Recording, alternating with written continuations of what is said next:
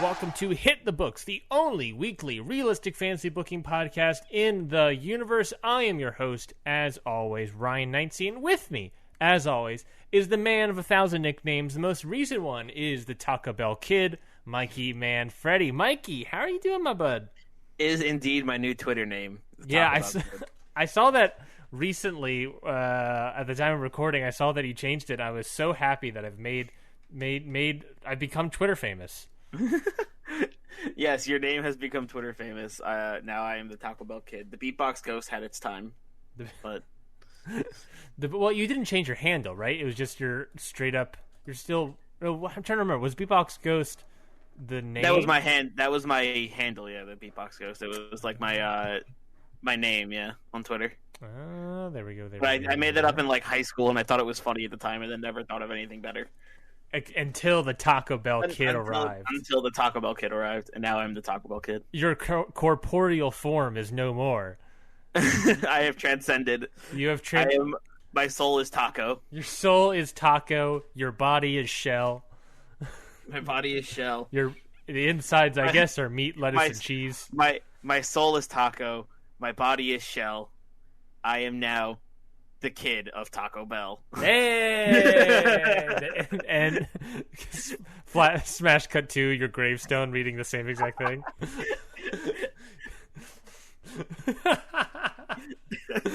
Well, I think that's a better start than anything. I think that's the best start we could get from any show.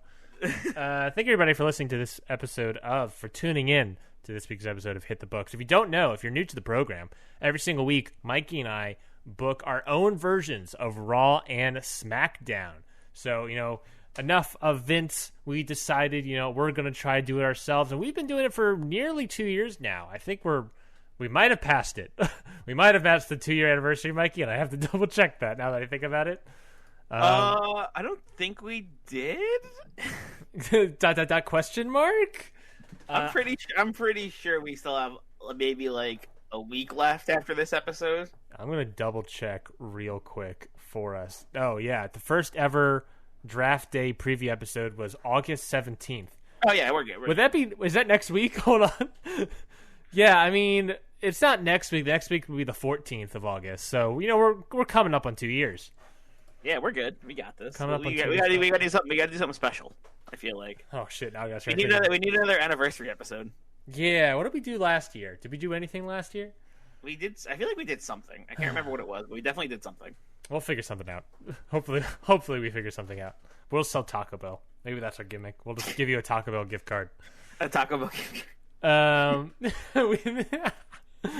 pretty good. That's something. Anyways, we're not just a Taco Bell show, but we've been booking our own versions, coming up on 2 years now, of Raw and Smackdown. I'm handling Raw. Mikey is handling Smackdown. We got a whole plethora of backlog of history that you can read up on and check out by going to htbpod.com. So go ahead there if you want to learn about our entire back history. At the end of the show, we're going to hit a randomizer that is typically decided by you, the audience at home, where you can go to Twitter at HitTheBooksPod, our Twitter account, and vote in a pinned tweet that follows the episode and vote on whose card you thought was better. So basically, it's kind of like GM mode, but we make it more realistic as possible and allow fan voting to see whose card is better, help motivate. Because that fan voting, Mikey, it really matters, because it could mean, someone gets injured. It can mean someone gets turned heel or turns face. It can mean that, it can mean any number of things. It can mean Vince scraps our entire card, or it means I have to change matches for you. There's a plethora of options, and we'll get to all of that later. But yeah, Mikey, another episode in the road up to SummerSlam. I'm excited about SummerSlam this year. Yeah, me too. SummerSlam is going to be big. We're going to do it big. We're going to have some great matches, and I'm excited. We only have, after this, we have 2 more weeks? Yes. Until SummerSlam? Wow. Yeah, SummerSlam is coming up real close. And whether it takes place in Boston, whether it takes place on a cruise ship, who knows?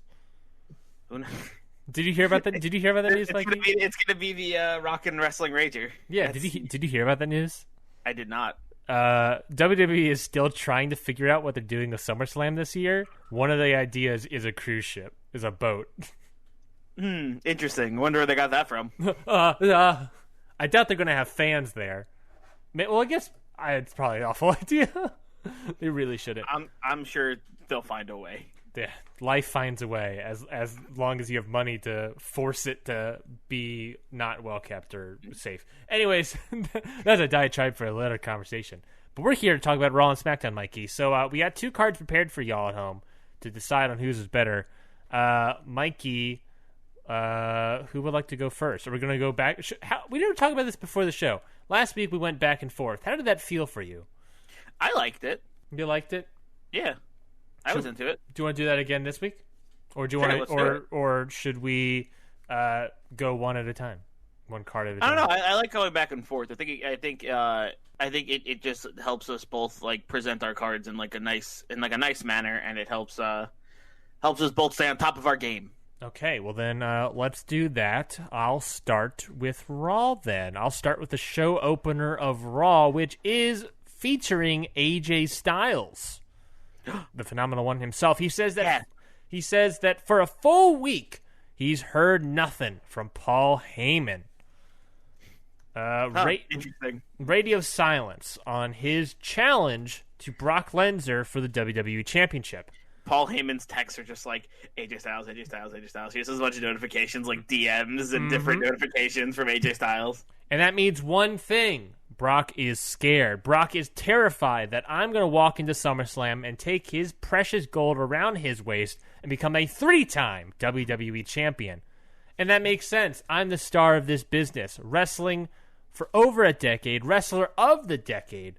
I traveled from here to Japan, capturing world championships along the way, while Brock just sits back and steals them. He knows that he isn't as good as me, but that doesn't matter because at SummerSlam... ... Keith Lee then walks out and interrupts AJ Styles. Keith Lee kindly asks AJ Styles to quit talking about how much of a star he is. It's egotistical and something none of these fans want to hear right now. What they do want to hear is that you know that I am the next big thing. I had Brock Lesnar on the ropes at Extreme Rules, and you took my moment away from me, AJ. Plus, you knew that if I won, you wouldn't be able to beat me to win that WWE Championship. Because when it matters most, I leave everything in this ring and get the job done. I have no limit to my abilities, AJ. I have no limit on my potential. And when I get my hands on you in a match in this ring, you know I'm putting you down for the count. Whoa. Then Paul Heyman walks out. He says that he's heard everything he needed to hear. AJ Styles, you got your WWE Championship match at SummerSlam. Ooh, I like it. And Keith Lee, so do you. Whoa. Triple threat for the WWE Championship. Big moves here by Paul Heyman. AJ's fuming and attacks Keith Lee from behind, throws him out of the ring. Styles then, taunts him to the top rope, saying, miming the belt. But Keith Lee rolls back in the ring, stares down with those Keith Lee daggers, stares down AJ Styles. Styles is standing on top of the top rope, so he puts him into an electric chair position, spins him around, spirit bomb. Whoa. Keith Lee goes to set up a moonsault, but then Brock Lesnar rushes out and pushes Keith Lee off the top rope. And Brock Lesnar ends up standing tall here. You know what would be cool, but probably impossible? What's if that? While he was doing the moonsault, Lesnar came out of nowhere and just caught him for an F5, but no way he's catching a giant man like Keith Lee off the top rope like that. No, I don't even think Brock Lesnar can do that. I feel like Brock Lesnar would be like, nah, I'm good. I'm good. That would be a great image. I feel like it's possible. It's possible with a smaller person. Definitely with a small. If AJ did it, definitely. Yeah, but I don't think he's catching Keith Lee out of the sky like that.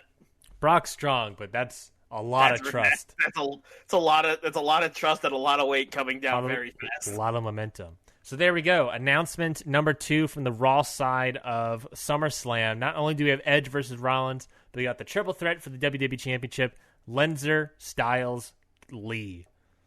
Woof. So there we are, Mike. Announcement. Big show opener. I'm coming out swinging this card. Oh yeah, definitely. I'm excited. Your card is looking crazy already. I have kind of a bomb that I'm going to drop for this one, though, so hopefully it'll come back. Well, we'll get to that later, though. Okay, well then hit me with your show opener until we wait. All right. The show opener. Ruby Riott and Undisputed Era come to the ring after they get done, and after they get done with their entrance, Ruby Riott and Roderick Strong step up to the front of the line as the rest of the members kind of back up a little bit. Mm-hmm. Ruby starts to talk. Look, I think we all want to cut to the chase here. We want to take over SmackDown because we know we're the best damn wrestlers on this roster. To start our takeover, I think it's pretty obvious how we're going to start. Roderick Strong speaks up. Pete Dunne, you better hold that U.S. title close to your waist because we're coming for it. I'm coming for it. Later tonight, we have a match, and I plan on beating you and your stupid partner Kevin Owens into next week. Then, at SummerSlam, I plan on taking that United States title of yours. Ruby speaks up again. Well said, Roddy. I, for one, can't wait to watch you and Cole beat the snot out of those losers. As luck may have it, I love how polite they are. I, for one, am so excited for you. Yeah. As luck may have it, I also wanted to put a challenge out there. Bayley, I see that you're looking for some new challengers for the SmackDown Women's Championship. In that number 1 contenders tournament a few months back, I took you to your limit, and you got lucky. However, you took me to my limit as well. I showed you respect for that, and I think it's about time I got another shot. So here it is, Bayley. Me and you at SummerSlam. What do you say? Then, Bayley comes to the ring and grabs a mic. Okay. You know what, Ruby? You did take me to my limit. It was one of the most competitive matches I've wrestled in a long time. So I accept your challenge at SummerSlam. Ruby smiles a little bit and gets a little bit excited. And then Bayley continues, on one condition. Dun, dun, dun! Ruby's smile fades a little bit and she nods her head. And Bayley says, at SummerSlam, we go 1-on-1. Your boys over there, banned from ringside. Ruby huddles up with Undisputed Era, and they talk it over for a minute. After they huddle, Ruby looks at Bayley and says, deal. Bayley smiles and leaves, leading to our first official match announcement at SummerSlam. Bayley versus Ruby Riott for the SmackDown Women's title. And also Pete Dunne versus Roderick Strong, right? That's officially announced, Yes, right? Yes, Pete Dunne versus Roderick Strong. Well, Mikey, right off the gate, I'm upset. You're upset? Why are you upset? The no seconds at ringside gimmick, that is what I was going to do for a match. Ooh, get wrecked. And now I'm like, well, that's going to be awkward if I do the same thing.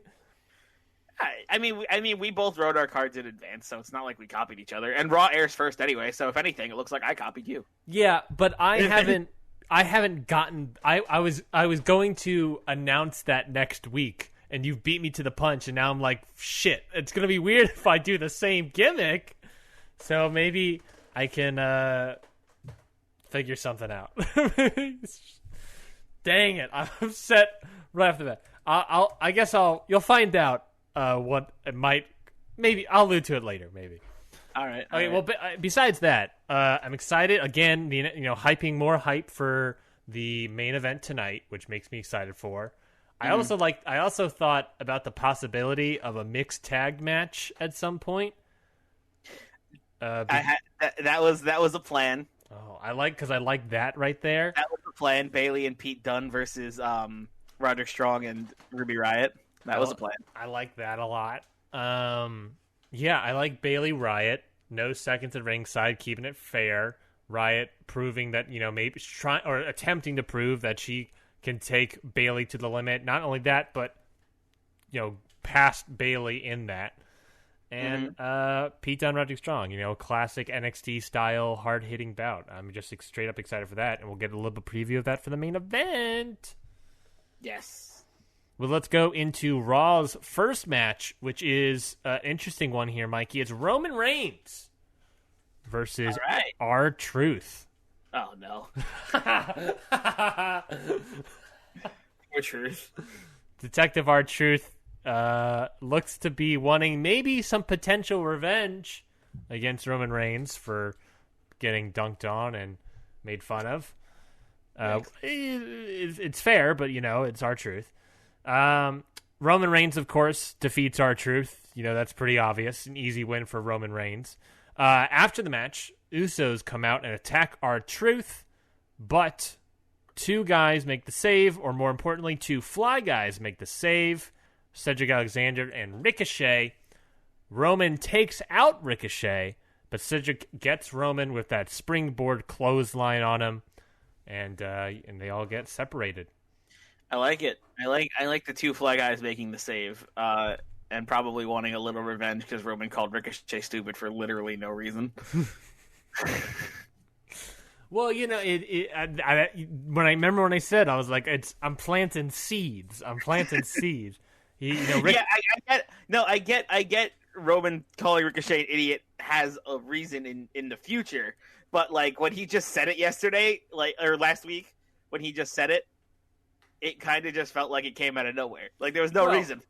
There was no reason for it at all. Well, first off, we knew that when we watched those security tapes months ago, that Roman was sitting in the cafeteria with Ricochet. Then they were talking. We knew that.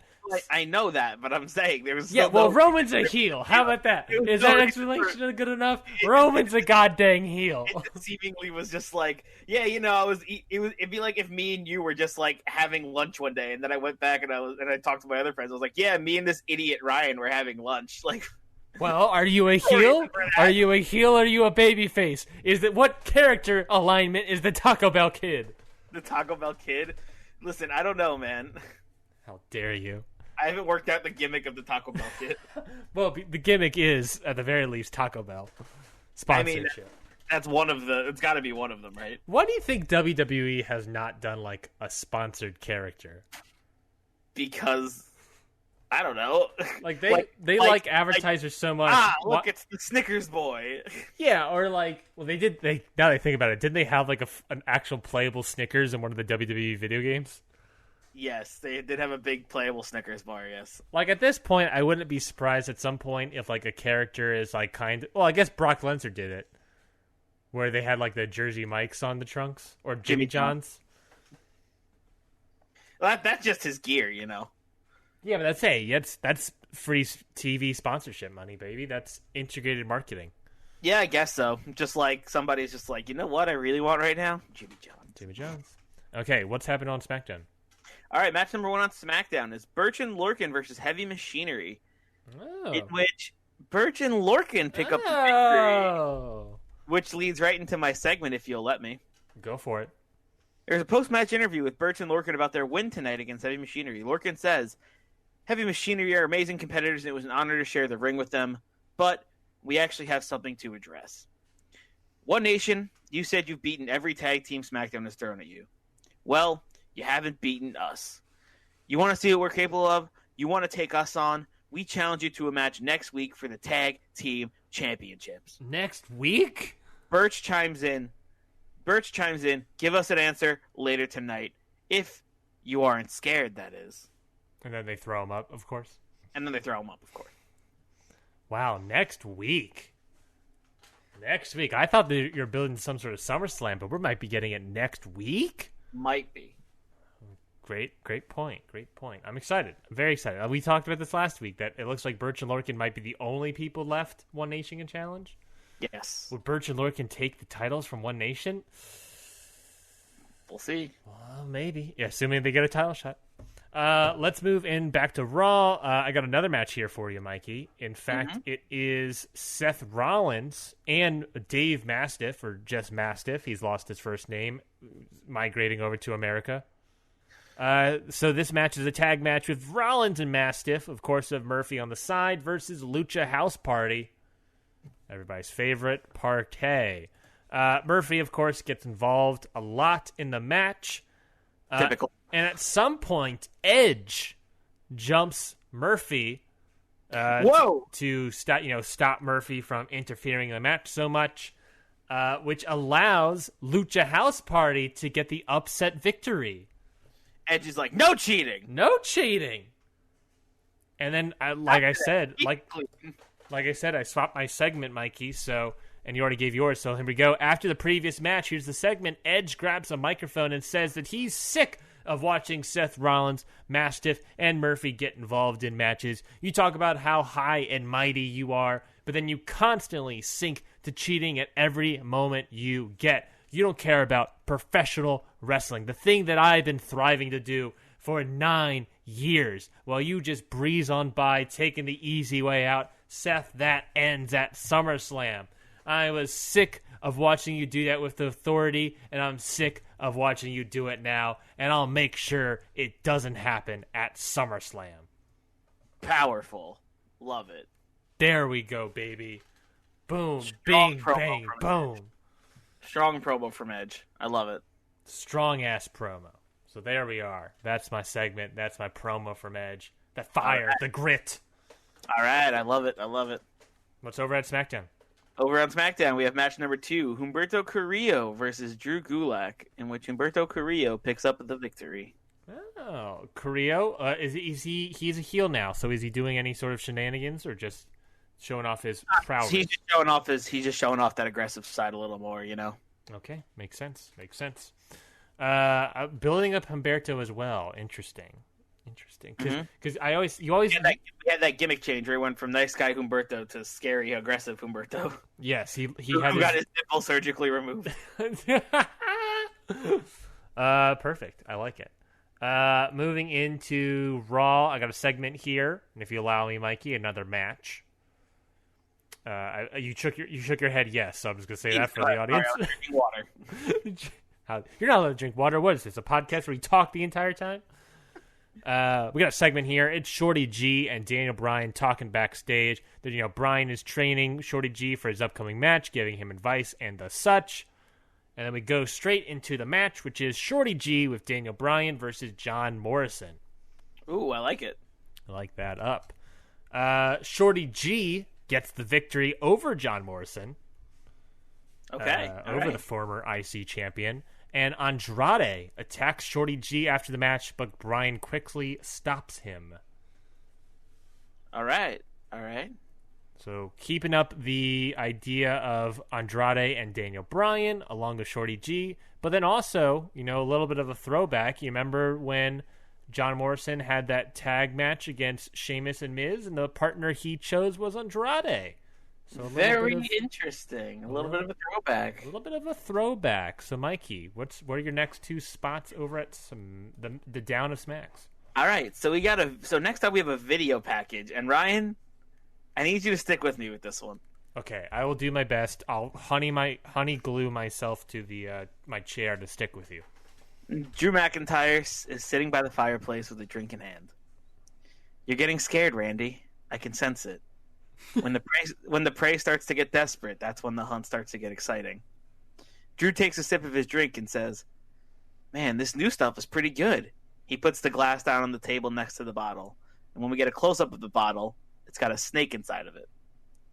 It's called Habushu. It's a Japanese liquor which is named after the snake inside the bottle, the Habu snake, which, coincidentally, is part of the Viper family. It's said that I love this already. It's said that one bite from this snake is enough to kill a man, yet when it's caught, it's rendered completely helpless. Yeah! Drew laughs as he takes another sip of his Abushu, and the camera fades out. Fuck yeah, dude. I'm there for it. I'm here for it. Is that a real drink? Yes. Oh my god, I'm here for it. Habushu is a real drink. It is I'm going to do my best pronouncing this. Awamori-based liquor made in Okinawa, Japan, and it has like a whole dead Habushu snake in it, and the alcohol renders the venom good, safe to drink. Like, it's not going to kill you. Mm-hmm. So that was interesting, I thought. Wow. Because I knew there was like a drink or like a whiskey of some sort with like a snake inside of it, so I thought that would be funny for Drew McIntyre to drink. Oh my god, it'd be perfect. And how much does this bottle of snake juice cost? I don't know. It probably varies, I assume. Probably a lot. Here, let's go on the Google shopping. I'm gonna look up Habushu. While you look that up, I'm just gonna praise you, Mikey. I love that so much. It's just such a subtle, and that's something that a thread line that's sort of happened with McIntyre a lot is that he's the hunter, but he's calm and subtle. And then he, when he goes for the hunt, he goes for the hunt. But in the meantime, while he's waiting and stalking the prey and whatnot, he's calm and relaxed and he's biding his time. And that just all it is just him explaining what he's drinking. And there's so much to that. Yes, that was the idea. That there was all he was doing was just kind of explaining the drink he has, but there's a lot of meaning in that drink. Yes. Where it's listen, a bite from the snake can kill you, and if it gets you, but if you get it, nothing. Yeah, I like that a lot, Mikey. I thought that was a great promo. Thank you. I didn't know how it was gonna play, considering I was just basically explaining what Habushu is. No, it works. It works. I think people get it. I think that's awesome. And I will say right now, I cannot find a consistent price on this drink for the life of me. Fair enough. Okay, well, you also got another segment you can do since I did 2 in a row. Oh, yes. After that video package, we actually have match number 3, which is Jeff Hardy versus Shelton Benjamin, which we tried to do last week. And Jeff Hardy picks up the victory. We're just gonna run it back. Run it back. We're just gonna run it back. How upset? Hopefully, it doesn't get cut this time. How upset would you be if the randomizer was like, "Ooh, yeah, cut a match, ooh." I guess it's not meant to be then, Jeff. I could do Humberto Carrillo versus Drew Gulak though that time. That's true, I guess. I added a buffer match. You're so fearful of losing a match now that you're adding buffer matches. So let's head back over to Raw and see what's going on over there. Well, we got a backstage interview with Liv Morgan and Rhea Ripley, the women's tag team champions. Ripley says that last week was a travesty. Last week when she challenged Alexa Bliss for the Raw Women's Championship and lost due to interference from Nia Jax. But she says that she should have seen it coming between those two cheaters. Ripley says that she'll learn from this lesson for the next championship match she gets, or more importantly, Liv Morgan's championship shot. Now remember, Liv Morgan has that championship shot she also earned, just like Ripley, from Extreme Rules victories. So Liv Morgan says that she's ready for that shot, and Rhea's right. We've learned, we've adapted. We will be ready for SummerSlam. Alexa, I'm coming for your Raw Women's Championship, and I'm not leaving SummerSlam without it. So there we go, match announcement. Morgan versus Alexa Bliss for the Raw Women's Championship. Mm-hmm. Shayna Baszler then walks up to Morgan and with that Miss Money in the Bank briefcase and warns her that if she can even, if Morgan can try to get that title shot, if she can even wait that long, and then sort of laughs in Morgan's face. Mm-hmm. All right, I like it. What do you got? What do you got over on the SmackDown? So over on SmackDown, I have my own backstage interview with my own tag team champions, One Nation. How dare you? So we have a backstage interview with One Nation about Burch and Lorcan's challenge tonight. Cruz speaks up and says, "Burch, Lorcan, I don't know who you think you are challenging us like this, and if you are even relevant on this brand. But we will say adding another team to our list of victories sounds like a good deal to us. However, we aren't just going to give you a shot at these titles just because you asked us to. You're going to have to prove yourselves. After we heard your challenge, we asked Paige to set something special up for you next week. A tag team ladder match with a contract for a title shot hanging in the balance. You beat the 3 other teams in this match, you get your shot." Wow. So we have a fatal 4-way tag team ladder match for a shot at the tag team titles next week on SmackDown. Is that the main event? Yeah, for sure. Wow. I like it a lot. Ladder match, fatal 4-way ladder match coming over on SmackDown. I'm going to leave the teams as a surprise for next week. Obviously, it's going to be Burch and Lorcan. I'm going to leave the 3 other teams as a surprise. Yeah, I imagine. Although I think we have an idea of who it's going to be based on their video package last week. Oh, fuck. Video package last week. Holy crap, who was in the video package last week? Because the people that are already... Are you saying insinuating the people that are already lost? The people that they crossed out? Mm-hmm. Mm-hmm. And if you so happen to potentially win a call up, that wouldn't hurt. Yeah. Hey. Okay, well, let's move back over to Raw, where we have a tag match between the Genetic Goddesses Alexa Bliss and Nia Jax, taking on the team of Bianca Belair and Naomi. All right. A little bit of paths crossing here, because Bianca Belair and Naomi get the victory. All right. When Naomi pins Nia Jax. I like it. After the match, however, while Belair and Naomi are celebrating, Shayna Baszler attacks Naomi with the briefcase from behind, attacks Bianca Belair. That sounds like a very Shayna thing to do. Yep. Then puts an arm bar on Nia Jax. Shayna's just like, fuck you, fuck you, fuck you. Correct. Alexa Bliss tries to save Nia Jax, but Baszler strikes her down. Bliss is sort of like crawling back to like the corner of the ring, like she's sort of seeing a monster as Baszler's like got the briefcase. Then Baszler sort of like laughs at Alexa and rolls out of the ring, reminding Alexa that, hey, look, I can cash in and take you out at any moment. Fuck. Shayna coming in like an absolute beast and just being like, you're gone, I'm getting you, but you. Yep. I'm coming for you. Now's not the time. Jesus Christ. Strike fear. I'm terrified. Strike fear. That's what I'm talking. I'm scared, and this isn't even a real scenario in real life. This is something our brains made up, and I'm terrified. Perfect. Well, there we go. That's another match in the books. Mikey, what's happening again on your SmackDown side? All right, match number 4. We have Piper Niven versus Billie Kay. As we know, last week she took on the other member of the IIconics, Peyton Royce, and Piper Niven picks up the victory, which leads into my next segment, if I may. Go for it. A post-match interview with the IIconics about their losses to Piper Niven. Billie starts off, really? That's what you're going to ask us about? You've got to be joking me. Yeah. Peyton steps in and says, Billie, it's okay. Look, Piper, congrats on getting your wins and making your big debut. But and heavy air quotes for those who can't see me, which is all of you. But next week, when you take on me and Billie in a handicap match, you'll see why SmackDown is a little above your pay grade. Okay, I like it. We get a little bit of a tease for next week, and I love, heel IIconics here. Yeah, and we get and we have the handicap match between Piper Niven and the IIconics next week. Yes, a solid setup for next week. I think maybe will Piper Niven get the win, really show that she's a threat to the division as a whole, or will the IIconics get a win? They're a solid team, but solid team who may go to any means necessary to win a match. Mm-hmm. Plus former champions. Piper Niven, not a champion in WWE yet. Nope. Moving on to Raw then, to close out Raw here, Mikey. I got a video package, and it's more of an announcement from Michael Cole and whatnot. We're interlaying some solid footage and whatnot. But basically, the announcement is that for the first time in 9 years, whoa, Edge will be making his long-awaited Raw return, where he'll be facing Murphy of the Disciples next week.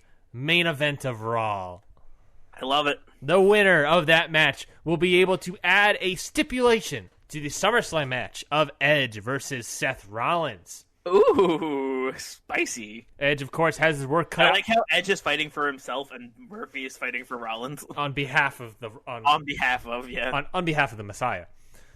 Edge, of course, has his work cut out for him because of what we've seen over the past several weeks with Rollins and Disciples getting themselves involved in a lot of matches. So maybe we'll wait and see who gets involved next week when Edge makes his Raw return. Ooh, I love it. That's an awesome stipulation. That is an awesome match. I am very excited. And to reveal my announcement from what I was teasing earlier, Mikey, you stole my no seconds allowed stipulation, which was what Edge was going to pick. But now I'm going to have to change it. That's fair. Dang it. That's fine. I'll figure something out. There's other options I can do to get people away from here. Maybe I'll do a steel cage. I don't know if I'll do a steel cage. I'll figure something out. I'll figure something out. Either way, though, we got the main event here, which was a match announced last week via the internet, I guess, via Twitter. And it is The New Day and Aleister Black taking on the LLC and the Usos, with, of course, Lana in their corner. Nice. So, Mikey, the big reveal of this huge 8-man tag is that LLC and the Usos get the victory. All right. Where Bobby Lashley specifically pins Aleister Black. Okay, like it. After the match, Roman slowly walks out in the ramp and, stares down Aleister Black. Dang. Roman's like, I'm coming. We're teasing. Right. We're teasing for SummerSlam. Well, to shoot back over to Friday night for my main event, we have Pete Dunne and Kevin Owens versus Roderick Strong and Adam Cole, which was announced last week. Yeah, I'm very excited. And in this match, Roderick Strong and Adam Cole pick up the victory with Cole pinning Owens. Ooh, Cole pinning Owens, nice. Mm-hmm. I think that's a solid pick. You got Dunne and Strong, so you don't want to have the pin necessarily yet. You've already got the match hype, so you don't want to reveal who can pin whom next. Mm-hmm. You wanted to hype up Cole and Owens. Owens is high, so it's a good way to hype up Cole even more. And Owens Owens isn't going after a title. He's not doing anything too much right now, so I think he's the person that would get pinned. I think that makes sense. All right. And now for the real main event, I found out how much a bottle of Habushu costs. Yeah, the real. I found a website that says a good bottle of Habushu would cost you about 25,000 yen, which converted to US dollars is $238.20. Jesus Christ. Jesus. So, yeah. This is the sort of things. And by the way, for the Uber fans, when we become rich and famous, Mikey, and have fans and we're doing tours around the world, this is what I would like to have our fans deliver us. Just a bottle of Habushu. Just a bunch of dead snakes and Jack Daniels. Just a bunch of dead snakes and alcohol. They just got Jack Daniels bottle and they stuff a bunch of lizards in there. So it's not the same, but it's definitely cheaper. Almost that. Well, there we go. Yeah, so that's our Raw and SmackDown cards, folks. To give you the quick rundown of each of those, of course, you can vote on either card you thought was better on Twitter at HitTheBooksPod. It'll be the pinned tweet there on Twitter. We'll just give you the quick rundown of Raw. It was opening with AJ Styles. Keith Lee interrupted, but Paul Heyman ultimately announced the SummerSlam match of Brock versus Keith Lee versus Styles for the WWE Championship. Then we got Roman Reigns versus R-Truth, where Roman got the win. And Usos and two fly guys, Ricochet and Cedric, got involved. Then we got Rollins versus Lucha House Party, where Edge makes sure Murphy doesn't get involved, and Lucha House Party get the upset win. Edge, after the match, says that he's sick of the interferences, and he can't wait to put a stop to it at SummerSlam. Next up, we got a backstage segment with Daniel Bryan and Shorty G training for Shorty G's upcoming match, where he does get the win over John Morrison, but Andrade attacks G and Bryan after that. Then we got a backstage interview with Morgan and Ripley, where Morgan announces that she is challenging Alexa Bliss for the Raw Women's Championship at SummerSlam. Then we got a tag match between Bliss, Jax, Belair, and Naomi, where Belair and Naomi get the win, but Baszler, just like a monster out of a horror movie, takes out all four people. Well, all three people, and then puts fear into Alexa Bliss's heart. Shayna Baszler is like any horror movie villain who just kills all the friends but leaves the one alive and emotionally scarred for the rest of the movie. Exactly. That's what I was going for here. And the rest of their lives. That's exactly what I was going for here. And we also got, we also got the announcement for Edge making his long-awaited Raw return next week, and then the big 8-man tag match where it was New Day and Aleister Black losing to LLC and the Usos. Mikey, what's the SmackDown rundown for you? The SmackDown rundown goes... we have the opening segment with Ruby Riott and Undisputed Era coming out to challenge to make their respective challenges to Pete Dunne and Bayley, with Ruby Riott challenging Bayley for the SmackDown Women's title at SummerSlam, and Roderick Strong challenging Pete Dunne, which are now both official for SummerSlam. Then match 1, we have Birch and Lorcan versus Heavy Machinery, with Birch and Lorcan taking home the victory, which leads into the next segment of Birch and Lorcan talking about how they want to challenge One Nation to a title match next week, and they want their answer later tonight. After that, we have match number 2, Humberto Carrillo versus Drew Gulak, which Humberto Carrillo picks up the victory. And then we have our video package of Drew McIntyre drinking his snake juice. I love it. And intimidating Randy Orton even further, I assume. After that, we have our match from last week that we tried to do, Shelton Benjamin versus Jeff Hardy, in which Jeff Hardy gets the victory. After that, we have a backstage interview with One Nation about Birch and Lorcan's challenge, and One Nation basically declines for the challenge next week, but does give them an opportunity by putting them in a fatal 4-way tag team ladder match with a contract for the titles hanging in the balance for a shot at SummerSlam. After that, we have Piper Niven versus Billie Kay, in which Piper Niven picks up the victory. After that, we have the interview with the IIconics about the loss, and they say, hey, see us in a handicap match next week. We'll beat you there. After that, we have Pete Dunne and Kevin Owens versus Roderick Strong and Adam Cole, in which Roderick Strong and Adam Cole pick up the victory, and that is SmackDown this week. I love it. Also, I love it. The cheapest bottle of Habushu is about $75. Jesus Christ.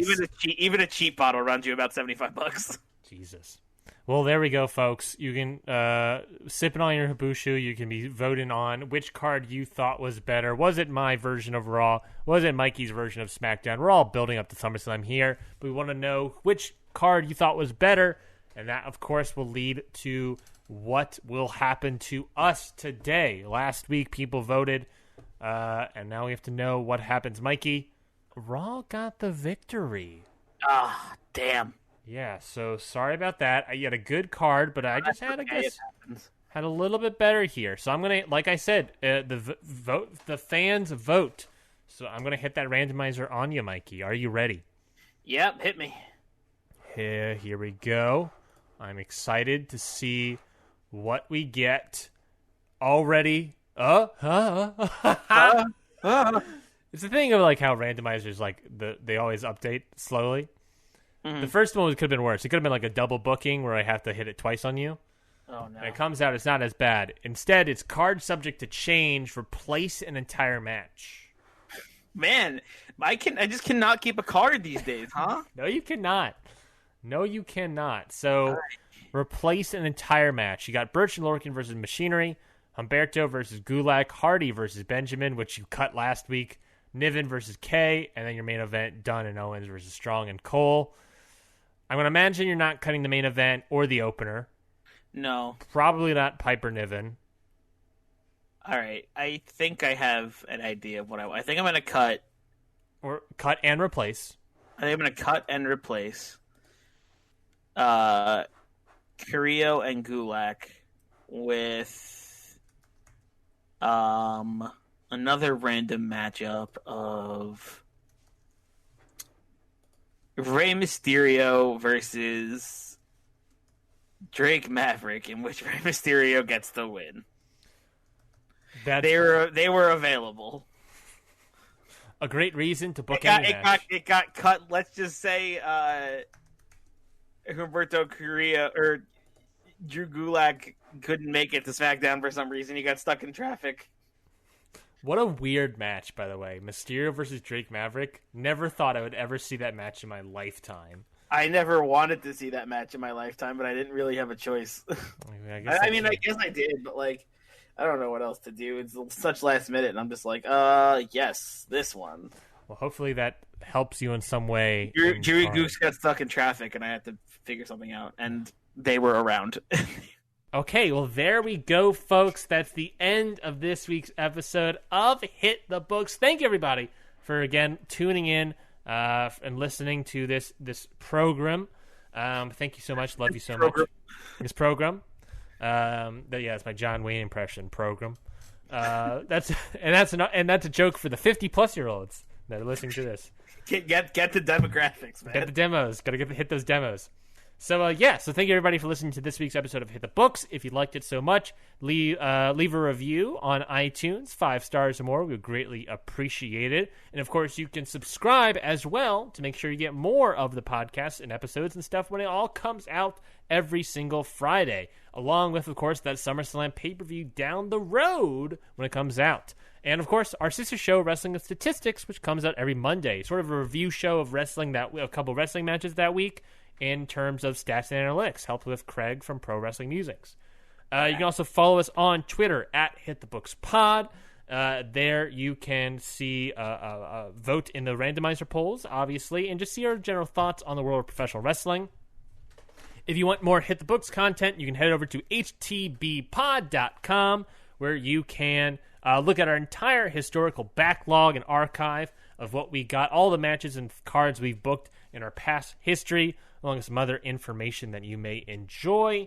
And of course, you can head on over to our YouTube channel to see video versions, or at least hear video versions of this podcast, of Wrestling and Statistics, and other things we put up, like old reviews of pay-per-views, or our 2K outcomes, where we roll that every once in a while, and that sort of allows us to commentate a little bit.